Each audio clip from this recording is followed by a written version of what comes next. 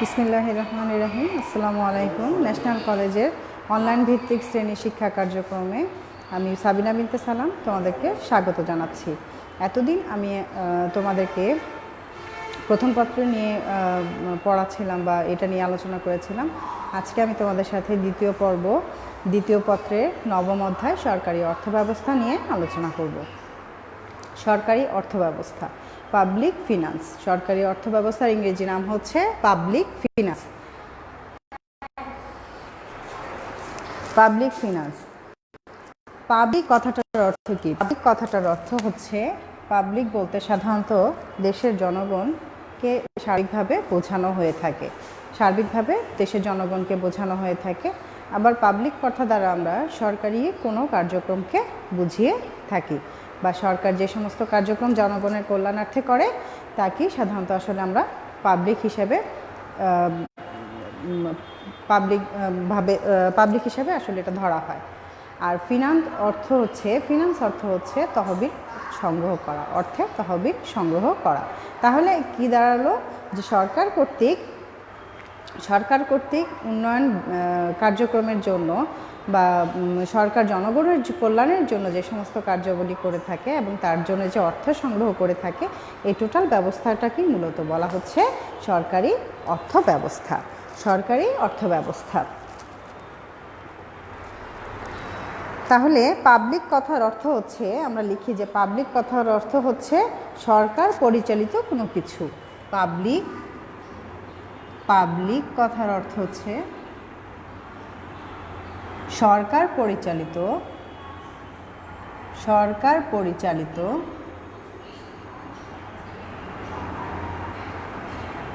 কোনো কিছু। এবং ফিনান্স শব্দের অর্থ হচ্ছে, ফিনান্স হচ্ছে অর্থ তহবিল সংগ্রহ করা। অর্থাৎ সরকার জনগণের কল্যাণের জন্য কোনো কিছু করতে গিয়ে যে অর্থটা সংগ্রহ করে, সেটাকে মূলত বলা হচ্ছে সরকারি অর্থব্যবস্থা, বা তা নিয়ে যে আলোচনাটা হয় সেটা হচ্ছে সরকারি অর্থব্যবস্থা।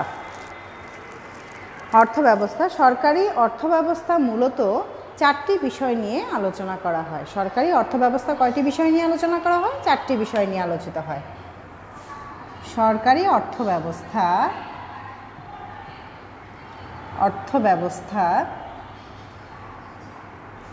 4টি বিষয় নিয়ে আলোচিত হয়। 1 নম্বর হচ্ছে সরকারি ব্যয়। 2 হচ্ছে সরকারি আয়। সরকারি ব্যয়, সরকারি আয়, সরকারি ঋণ ও আর্থিক পরিচালনা। সরকারি ঋণ,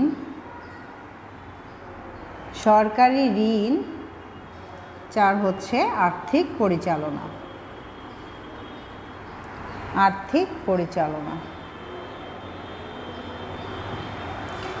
তাহলে শিক্ষার্থীরা আমরা বলতে পারি যে সরকারি অর্থব্যবস্থা বা পাবলিক ফিনান্স হচ্ছে সরকার কর্তৃক পরিচালিত কোনো কার্যক্রমের জন্য যে অর্থ সংস্থান করা হয় বা অর্থ সংগ্রহ করা হয়, তা নিয়ে যে আলোচনাটা হয় সেটাই হচ্ছে সরকারি অর্থব্যবস্থা। এই অর্থব্যবস্থা আবার কয়টি বিষয় নিয়ে আলোচিত হয়? 4টি বিষয় নিয়ে আলোচিত হয়। 4টি বিষয় কি কি? সরকারি ব্যয়, সরকারি আয়, সরকারি ঋণ এবং আর্থিক পরিচালনা। সরকার এই 4টি বিষয় নিয়ে আলোচনা করে থাকে। তারপর আসি সরকারি আয় এবং ব্যয়ের ধারণা। সরকারি আয় এবং ব্যয়ের ধারণা এখন তোমাদেরকে আমি দিব।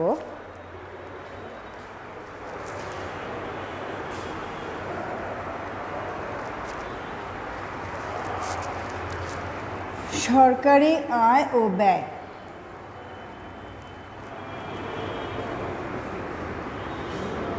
প্রথমে আসি সরকারি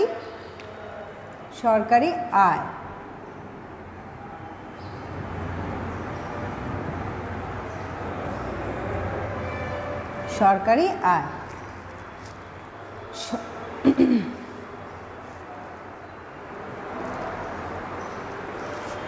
সরকারি অর্থব্যবস্থায় সরকারি আয় এবং সরকারি ব্যয় এই দুটো ধারণা খুবই গুরুত্বপূর্ণ, কারণ সরকার তার দেশের জনগণের কল্যাণের জন্য যে উন্নয়নমূলক কাজগুলো করে থাকে, সেজন্য কি করতে হয়, সরকারকে ব্যয় করতে হয়।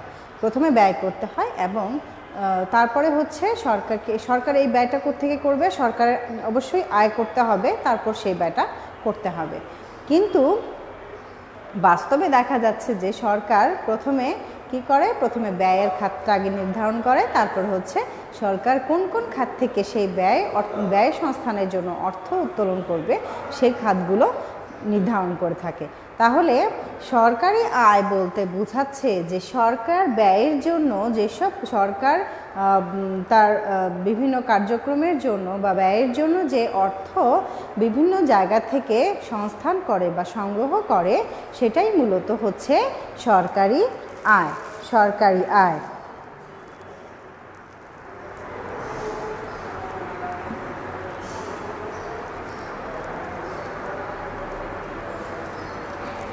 এবং সরকারের আয় সংক্রান্ত যে নীতিমালা হচ্ছে সেটাই হচ্ছে রাজস্ব নীতি।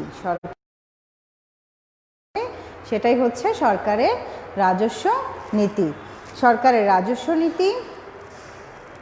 তারপরে আসি সরকারি ব্যয়। সরকারি ব্যয়, সরকারি আয়ের আবার অনেকগুলো খাত আছে, তার মধ্যে সরকারি কিছু কিছু জিনিস হচ্ছে কর রাজস্ব, তারপর হচ্ছে কর বহির্ভূত রাজস্ব,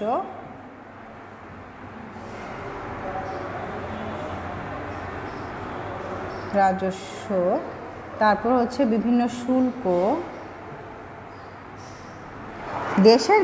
দেশের ভিতরে কোনো দ্রব্য উৎপাদন বা ব্যবহারের জন্য আমরা সরকারকে যে অর্থ প্রদান করি সেটাকে আমরা বলি কর বা ট্যাক্স। এবং দেশের বাহির থেকে বা দেশ থেকে যখন বাহিরে কোনো দ্রব্য যাবে বা বাহির থেকে যদি কোনো দ্রব্য বা সেবা যদি আমরা আমদানি করি এবং সেই জন্য গভর্নমেন্টকে বা সরকারকে যে অর্থ আমরা দেই, যে করটা দেই, সেটাকে আসলে ইংরেজিতে বলা হয় শুল্ক, যার ইংরেজি নাম হচ্ছে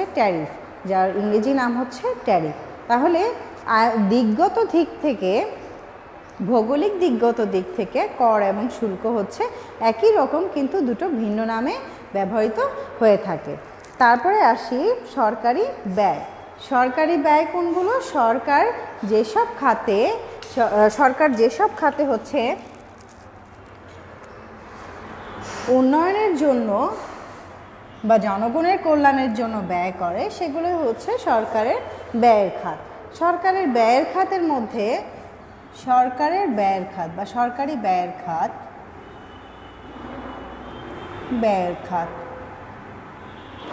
সরকারি ব্যয়ের খাতগুলো কি কি? প্রতিরক্ষা ও যুদ্ধ ব্যয়, শিক্ষা খাত, জনপ্রশাসন ইত্যাদি। বিভিন্ন খাতে সরকার যে আরও অনেক খাত রয়েছে, এই সমস্ত খাতগুলো নিয়ে আমি পরবর্তীতে আলোচনায় আসছি। তোমাদের উদাহরণের জন্য জাস্ট আমি এই কয়েকটা জিনিস দেখালাম যে সরকারি ব্যয়ের খাতগুলো কী কী এবং সরকারি আয়ের খাতগুলো কী কী। আসলে সরকার মূলত কোন কোন খাতগুলোতে ব্যয় করে এবং কোন কোন খাতগুলোতে আয় করে। এই আয় ব্যয়ের যে সমন্বয়টা বা এই যে পুরো ব্যবস্থাপনাটা, এটাই হচ্ছে মূলত সরকারি অর্থ ব্যবস্থা বা পাবলিক ফিনান্স। তারপরে আসি শিক্ষার্থীরা সরকারি অর্থ ব্যবস্থা এবং ব্যক্তিগত অর্থ ব্যবস্থার মধ্যে পার্থক্য। সরকারি অর্থ ব্যবস্থা এবং ব্যক্তিগত অর্থ ব্যবস্থার মধ্যে পার্থক্য।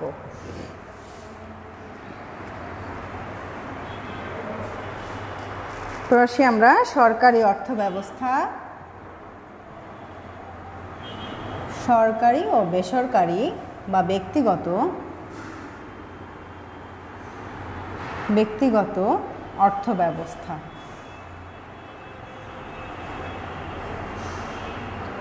এক নম্বর পার্থক্য হচ্ছে সংজ্ঞাগত পার্থক্য।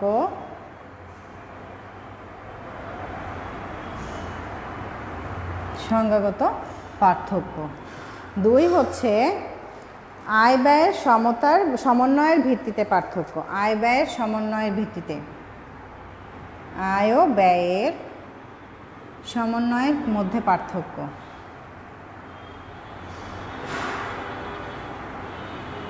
ভিত্তিতে। 3 নাম্বার হচ্ছে মুনাফাগত দিক থেকে পার্থক্য। মুনাফাগত দিক থেকে পার্থক্য। এরপর হচ্ছে গোপনীয়তার দিক থেকে পার্থক্য। গোপনীয়তার দিক থেকে পার্থক্য। গোপনীয়তার দিক থেকে পার্থক্য। আগেকার দিনে বা পূর্বে যখন সরকারি অর্থ ব্যবস্থা ছিল না, তখন প্রজারা কি করত, যখন রাজতন্ত্র ছিল, প্রজারা রাজাদেরকে অর্থ দিয়ে সাহায্য করত, মানে মূলধন দিত, পুঁজি দিত, এবং সেই সময় প্রজাদের জন্য রাজারা কাজ করত সেই অর্থ দিয়ে। তাহলে সেই ক্ষেত্রে কি হইতো, যে ব্যক্তিগত অর্থব্যবস্থা এবং সরকারি অর্থব্যবস্থার মধ্যে কোনো পার্থক্য ছিল না। কিন্তু কালের বিবর্তনে যখন এই ব্যবস্থার মধ্যে বিভিন্ন ধরনের সমস্যার দেখা দেয়, তখন কি করে, সরকারি অর্থব্যবস্থা এবং ব্যক্তিগত অর্থব্যবস্থার মধ্যে পার্থক্যটা ধীরে ধীরে স্পষ্ট হয়ে ওঠে এবং এর কার্যক্রমগুলো আলাদা হতে শুরু করে। তাহলে ব্যক্তিগত কার্যক্রম কিভাবে, ব্যক্তিগত অর্থব্যবস্থায় কি হয়, ব্যক্তির নিজস্ব আয়, তারপরে হচ্ছে পারিবারিক ঋণ এবং যে তার যে অতীতের সঞ্চয়টুকু থাকে, এর সমন্বয়ে ব্যক্তিগত আয় সৃষ্টি হয়।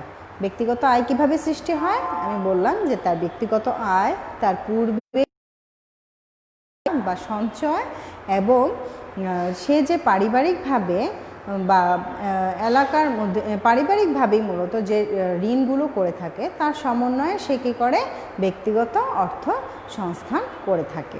সেটাকে যে অর্থ ব্যবস্থায় আলোচিত হয় সেটাই হচ্ছে ব্যক্তিগত অর্থ ব্যবস্থা। তারপরে আসি সরকারি অর্থ ব্যবস্থা বলতে কি বুঝি। তাহলে সরকারি অর্থ ব্যবস্থা হচ্ছে সরকার জনগণের জন্য বিভিন্ন কল্যাণমূলক কাজ করে থাকে এবং দেশের জন্য, দেশের নিরাপত্তার জন্য সে কী করে, বিভিন্ন ধরনের কার্যাবলী করে থাকে এবং সেই কাজগুলো করতে গিয়ে যে ব্যয় সে করে এবং সেই ব্যয় বহনের জন্য যে আয়গুলো সে করে, সেগুলো হচ্ছে কি সরকারি অর্থব্যবস্থার আয়, বা যে অর্থব্যবস্থায় সরকারের এই আয়ের খাতগুলো নিয়ে আলোচনা করা হয় সেটাই হচ্ছে সরকারি অর্থব্যবস্থা। তাহলে শিক্ষার্থীরা আমরা ক্লিয়ার হয়ে গেলাম যে ব্যক্তিগত অর্থব্যবস্থা কাকে বলে এবং সরকারি অর্থব্যবস্থা কাকে বলে। এ দুটো নিয়ে আমরা মোটামুটি একটা ধারণা পেয়ে গেলাম। তারপরে আসি আয় ও ব্যয়ের দিক থেকে, আয় ও ব্যয়ের সমন্বয়ের ভিত্তিতে পার্থক্য। এই কথাটার অর্থ হচ্ছে সরকারি অর্থ ব্যবস্থায় সরকার কি করে, প্রথমে ব্যয়ের খাতগুলো নির্ধারণ করে, তারপরে হচ্ছে সেই ব্যয়গুলো মেটানোর জন্য সে কী করে, আয়ের খাতগুলো নির্ধারণ করে। তাহলে সরকার কি করছে,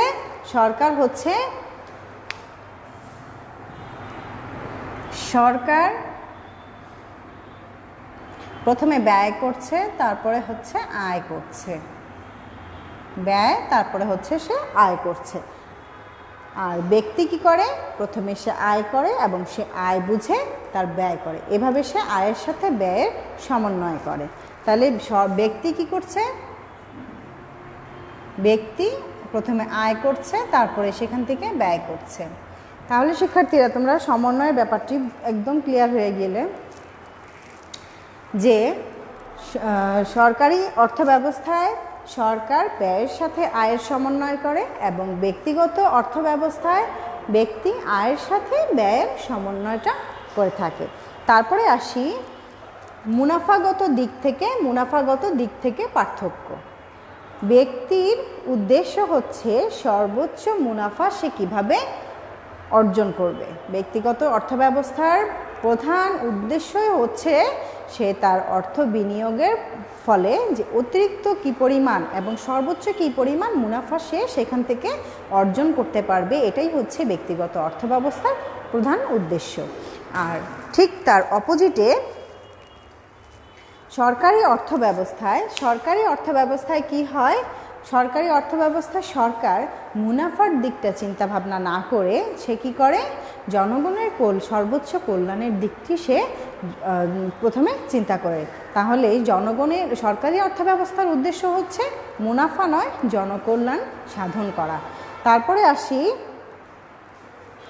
এর 4 নম্বর পার্থক্য হচ্ছে গোপনীয়তার দিক থেকে পার্থক্য। সরকারি অর্থব্যবস্থায় সরকারের আয় ব্যয়, সরকার কোন খাতে আয় করছে কোন খাতে ব্যয় করছে সেটা বাজেট আকারে বিভিন্ন নিউজ চ্যানেলগুলো, টিভি, তারপরে হচ্ছে রেডিও এবং বিভিন্ন যে জার্নাল বা অথবা যে সংবাদপত্রগুলোর মধ্যে রয়েছে বা যে আর্থিক সাময়িকীগুলো রয়েছে সেগুলোর মধ্যে সরকার এগুলো প্রকাশ করে এবং জনগণকে সেটা সম্পর্কে অবগত করতে সে বাধ্য এবং সে অবগত সেটা করে দেয়। আর ব্যক্তিগত অর্থব্যবস্থায় কি হয়? ব্যক্তিগত অর্থব্যবস্থায় কর ফাঁকি দেওয়ার একটা প্রবণতা থাকে। তারপরে হচ্ছে জনগণের কাছ থেকে, অন্যের কাছ থেকে তার অর্থটা লুকানোর জন্য বা নিরাপত্তার জন্য সে কী করে, বিষয়গুলো গোপন রাখে। তাহলে শিক্ষার্থীরা আমরা এই দিকগুলো বুঝে গেলাম। তারপরে আসি 5 নম্বর হচ্ছে বাজেটের ধরন। তারপর আসি বাজেটের ধরন।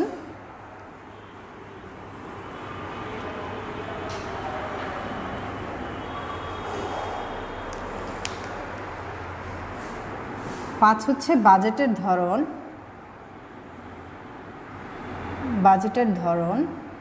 6 নম্বর হচ্ছে সময়ের গুরুত্ব।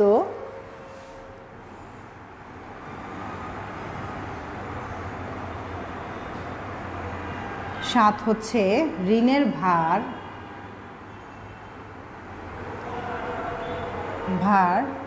বা বোঝা। ঋণের ভার বা বোঝা।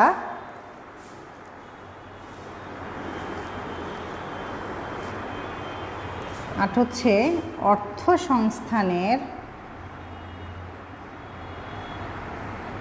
সংস্থান বা সংগ্রহের উৎস।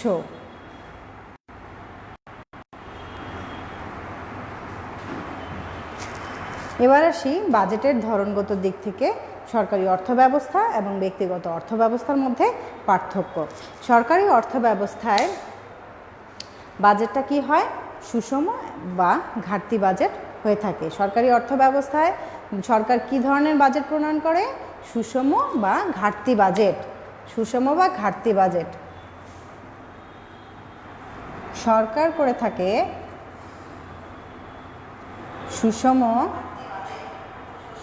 বা ঘাটতি বাজেট। আর ব্যক্তি করে থাকে উদ্বৃত্ত বাজেট। তাহলে বাজেটের ধরনগত দিক থেকে সরকারি অর্থব্যবস্থায় সরকার কি করে? 2 ধরনের বাজেট সে চিন্তা করে বা প্রণয়ন করে। একটা হচ্ছে সুষম বাজেট এবং অপরটি হচ্ছে ঘাটতি বাজেট। এবং ব্যক্তিগত অর্থব্যবস্থায় ব্যক্তির প্রধান লক্ষ্যই হচ্ছে সে ব্যয়ের থেকে আয় কিভাবে করবে, অর্থাৎ তার যে উদ্বৃত্তটুকু থাকবে সঞ্চয়ের দিক থেকে সেটাই সে চিন্তাভাবনা করে। তাহলে ব্যক্তি কি করে? ব্যক্তিগত অর্থব্যবস্থায় সবসময় উদ্বৃত্ত বাজেট নিয়ে চিন্তা করা হয়।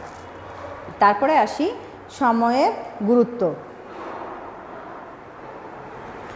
রাষ্ট্র ভবিষ্যৎ নিয়ে সবসময় কি করে? রাষ্ট্র বা সরকার, রাষ্ট্র বলতেই আমরা আসলে সরকারকেই বুঝি, যে সরকার এবং রাষ্ট্রের প্রধান চিন্তাভাবনাই হচ্ছে যে ভবিষ্যতে একটা জিনিস বা প্রকল্প যখন গ্রহণ করি যে সেটার ভবিষ্যতে কি সুফলটা পাওয়া যাবে সেটা নিয়ে সবসময় কি করে?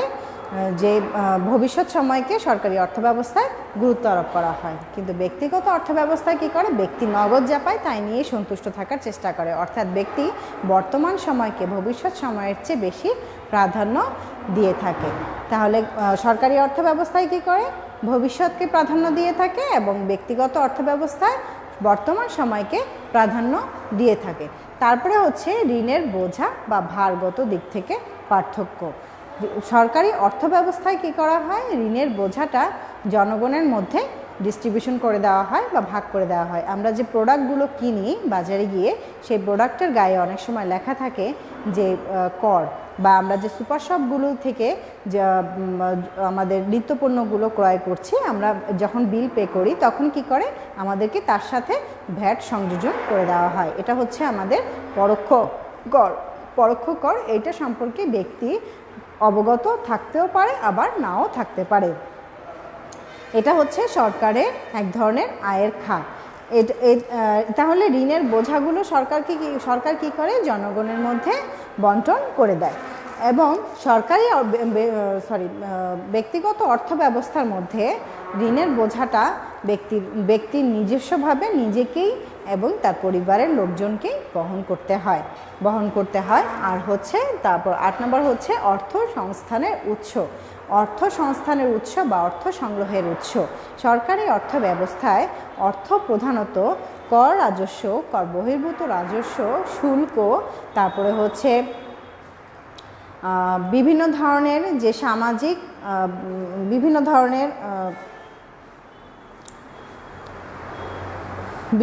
ধরনের যে সামাজিক কি বলবো প্রতিষ্ঠান বা স্কুল, কলেজ, মসজিদ, এই সমস্ত যে আর্থিক কাঠামোগুলো সরকার যে নির্মাণ করে, তার থেকেও সরকার বাৎসরিক কিছু আয় সেখান থেকে লাভ করে। বা বিভিন্ন ধরনের পর্যটনের জন্য যে জায়গাগুলো সরকার করে দেয়, সেগুলোর থেকেও সরকার কি করে, বাৎসরিকভাবে একটি আয় করে থাকে। এই বিভিন্ন ধরনের আয় থেকেই বিভিন্ন ধরনের যে সামাজিক এবং আর্থসামাজিক যে অবকাঠামোগুলো আছে, সেখান থেকেই মূলত আসলে সরকার তার ব্যয়ের জন্য অর্থ সংস্থান করে থাকে। আর ব্যক্তিগত আয়টা কিভাবে করে থাকে, ব্যক্তির আয় এখানে কিভাবে সংযোগ হয়। ব্যক্তিগত, আমি আগেই বলেছিলাম সংজ্ঞার মধ্যে, যে ব্যক্তি অর্থ সংস্থানটা হয় ব্যক্তির বর্তমান আয়, ব্যক্তির ভবিষ্যতে সঞ্চিত কিছু অর্থ, এবং ব্যক্তি তার পরিবারের অন্যান্য সদস্যদের কাছ থেকে যে ঋণ হিসেবে যে অর্থটা গ্রহণ করে, সেটা থেকে ব্যক্তির মূলত ব্যক্তিগত আয়টা করে থাকে। তাহলে এই গেল মোটামুটি আমরা সরকারি অর্থ ব্যবস্থা এবং ব্যক্তিগত অর্থ ব্যবস্থাগুলো নিয়ে আলোচনা করলাম। এখন আসি যে সরকারি ব্যয় বা সরকারি ব্যয়ের উদ্দেশ্য কী। সরকারি ব্যয়ের ইংরেজি নাম হচ্ছে পাবলিক এক্সপেন্ডিচার। Public expenditure.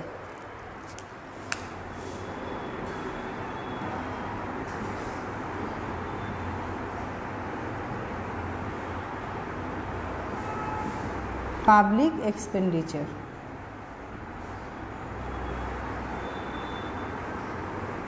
বা সরকারি ব্যয়।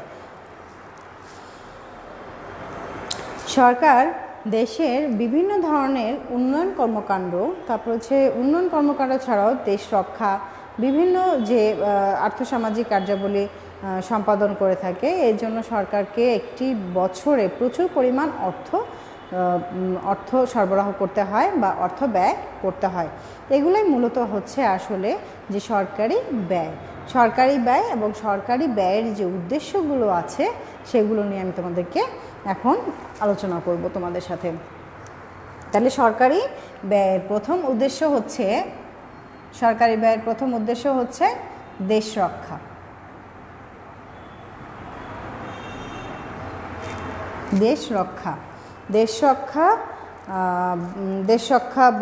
আসলে কি দেশ রক্ষা? একটি দেশে কথাই আছে যে স্বাধীনতা অর্জনের চেয়ে স্বাধীনতা রক্ষা করাটা অনেক বেশি গুরুত্বপূর্ণ বা অনেক বেশি কঠিন, তাহলে সেই কথার সূত্র ধরেই বলতে পারি যে দেশ রক্ষা হচ্ছে প্রথমে সরকারের সর্বপ্রথম কাজ হচ্ছে একটি দেশকে অন্যান্য দেশ থেকে বা বহির্বিশ্ব থেকে কিভাবে প্রোটেক্ট করে রাখা যায় বা রক্ষা করে রাখা যায়। কারণ যে কোনো সময় যে কোনো দেশ যুদ্ধের মাধ্যমে হোক বা বিভিন্ন ধরনের কর্মকাণ্ডের মাধ্যমেই হোক না কেন, সে চাবে যে অন্য দেশকে সে দখল করতে বা শাসন করতে, যেটা আমরা পাকিস্তান আমলে দেখে এসেছি 1971 সালের আগে। 1971 সালে 9 মাস রক্তক্ষয়ী যুদ্ধের পরে আমরা কি হলাম, স্বাধীন হলাম। অর্থাৎ ওই সময়ের গভর্নমেন্ট যুদ্ধের মাধ্যমে দেশকে কী করতে পেরেছে, রক্ষা করতে পেরেছে। কাদের কাছ থেকে? পশ্চিম পাকিস্তানিদের কাছ থেকে। তো এই দেশটাকে রক্ষা করার জন্য কি করতে হবে, আমাদেরকে সামরিক বাহিনী গঠন করতে হয়। বিমান, নৌ, তারপর হচ্ছে স্থলবাহিনী, সেনাবাহিনী, নৌবাহিনী, পুলিশ বাহিনী এবং এছাড়াও আনসার, বিজিপি, এই সমস্ত যে আইনশৃঙ্খলা রক্ষাকারী বাহিনীগুলো রয়েছে, যারা সর্বদাই সচেষ্ট থাকে দেশকে বিভিন্ন ধরনের আক্রমণ থেকে, বিভিন্ন ধরনের বিপদ আপদ থেকে রক্ষা করার জন্য। তো এই সমস্ত বাহিনীগুলো গঠন করা, তাদের বেতনাদি পরিশোধ করা, তাদেরকে রেশনিংয়ের ব্যবস্থা করা, তাদের বাসস্থানের ব্যবস্থা করা, চিকিৎসার ব্যবস্থা করা, এই টোটাল ব্যবস্থাপনার মধ্যে যে অর্থটা ব্যয় হয়, মূলত সেটাই হচ্ছে দেশ রক্ষা কাজে অর্থ ব্যয় করা। তারপরে আসি জনকল্যাণ ব্যয় বৃদ্ধি।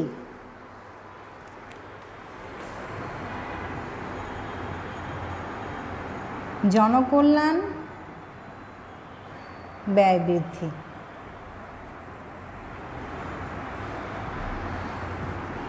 জনকল্যাণ ব্যয় বৃদ্ধি বলতে আসলে আমরা কি বুঝি?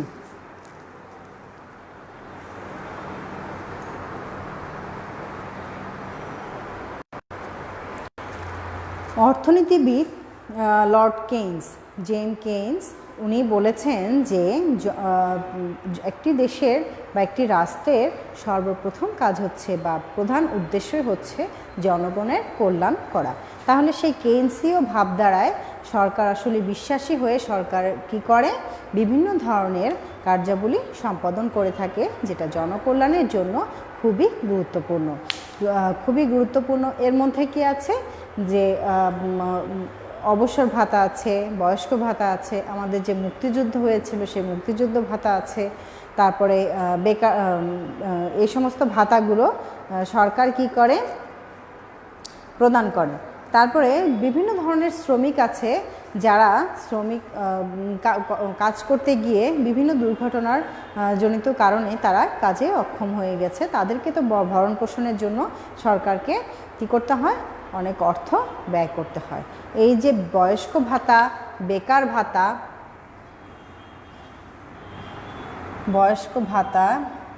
অবসর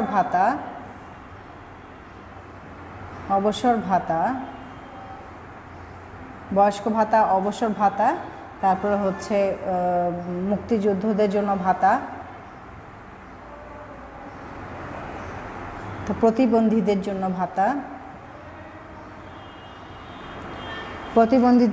ভাতা, এই যে ভাতাগুলো দেয় সরকার, এগুলোর জন্য প্রচুর পরিমাণে অর্থ সংস্থান করতে হয় বা অর্থ ব্যয় করতে হয়। এগুলোই মূলত হচ্ছে জনকল্যাণ ব্যয় বৃদ্ধি। দিন দিন শ্রমিকদের সামাজিক নিরাপত্তার জন্য কি করে সরকার, এই ব্যয়গুলো বাড়িয়ে দিচ্ছে। তারপরে হচ্ছে প্রতিরক্ষা ব্যয় বৃদ্ধি। প্রতিরক্ষা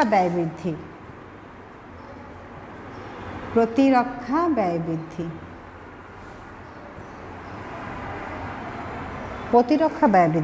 আমি প্রথমেই বলেছিলাম যে দেশ রক্ষা করতে গেলে সামরিক বাহিনী গঠন করতে হয় বা বিভিন্ন ধরনের আইনশৃঙ্খলা বাহিনী গঠন করতে হয় যাতে তারা তারা হচ্ছে দেশের অতন্দ্র প্রহরী এবং তারা সবসময় কী করে, দেশকে রক্ষা করার জন্য সদা সর্বদা সচেষ্ট থাকে।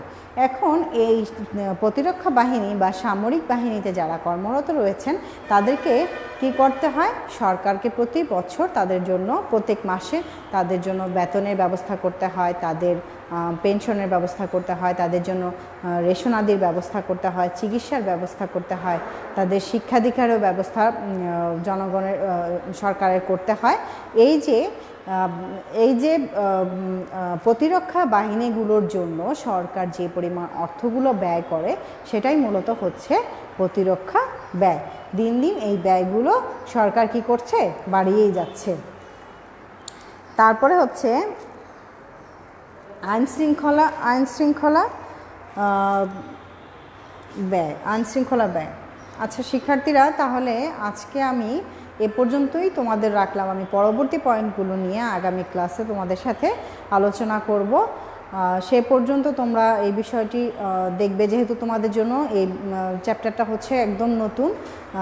আমি আশা করছি তোমরা বই খুলে একটু নিজেরা পড়লেই আসলে আমার লেকচার যদি তোমরা শোনো তাহলে অবশ্যই তোমরা বিষয়গুলো সম্পর্কে ক্লিয়ার হয়ে যাবে। এবং তারপরেও যদি কোনো সমস্যা থেকে থাকে তোমরা অবশ্যই কমেন্টস করে জানাবে, আমি চেষ্টা করব সেই উত্তরগুলো তোমাদের দিয়ে দেওয়ার জন্য। তো সেই পর্যন্ত তোমরা সুস্থ থাকো, ভালো থাকো, নিজের যত্ন নাও। সবাইকে ধন্যবাদ। আসসালামু আলাইকুম।